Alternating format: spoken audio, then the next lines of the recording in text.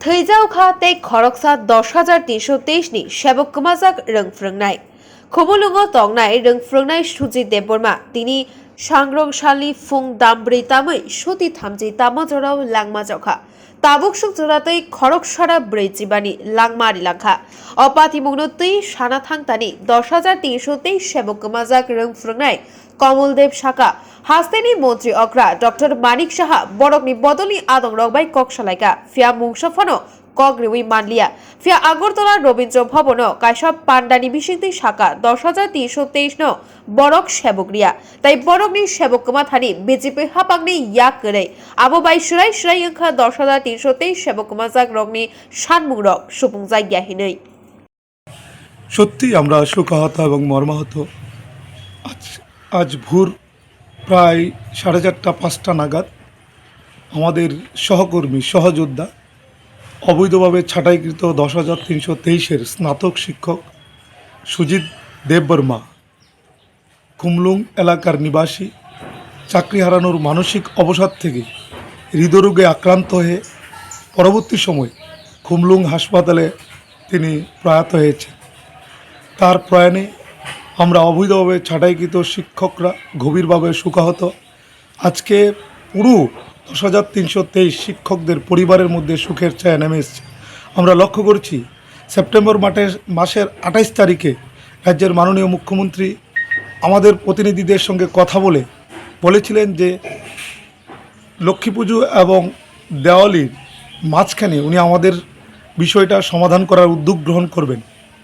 আমরা দেখেছি উদ্যোগ গ্রহণ করার কোনো ধরনের সদাত্মক ভূমিকা আমরা লক্ষ্য করছি না।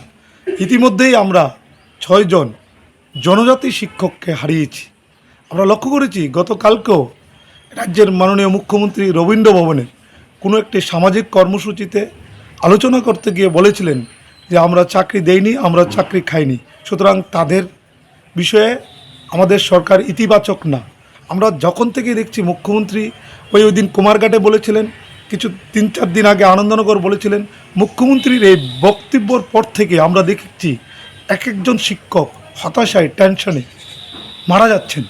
আমি রাজ্যের মুখ্যমন্ত্রীর কাছে আবেদন করব এই ধরনের অসত্য খবর প্লিজ সাংবাদিক বন্ধুদের সামনে রাখবেন না, বিভিন্ন জায়গায় গিয়ে রাখবেন না, কারণ আপনারা প্রতিশ্রুতি দিয়েছিলেন, ভীষণ ডকুমেন্টে রেখেছিলেন। যদি আপনারা জানতেন যে সুপ্রিম কোর্ট অবৈধভাবে তাদের চাকরি বাতিল করে দিয়েছে, তাহলে আমাদের প্রশ্ন তাহলে কেন আপনারা জেনেও ভীষণ ডকুমেন্টে রেখেছিলেন? আপনি তো বলেছিলেন যদি কোনো স্কোপ থাকে আপনি সেই স্কোপটা ইউজ করবেন। এখন তো দুধ কা দুধ পানি কা পানির পরিষ্কার হয়ে গেছে। সুপ্রিম কোর্ট আমাদের আরটিআইয়ের মাধ্যমে বলেছে আমরা পার্টি না। আমরা মুখ্যমন্ত্রীর বক্তব্যর সত্যিই আমরা অপ্রত্যাশিত। ওনার বক্তব্যর পর থেকেই আমরা দেখছি এক এক করে আমরা শিক্ষককে হারিয়েছি।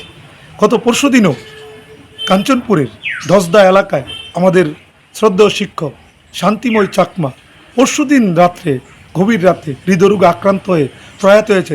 এখন পর্যন্ত আমরা 145 জন সহযোদ্ধাকে হারিয়েছি। আমাদের প্রশ্ন, আর কতজন প্রয়াত হলে আপনারা মানবিক হবেন, আপনারা সহানুভূতি হবেন? আপনারা মুখে বলছেন মানবিক, কার্যক্ষেত্রে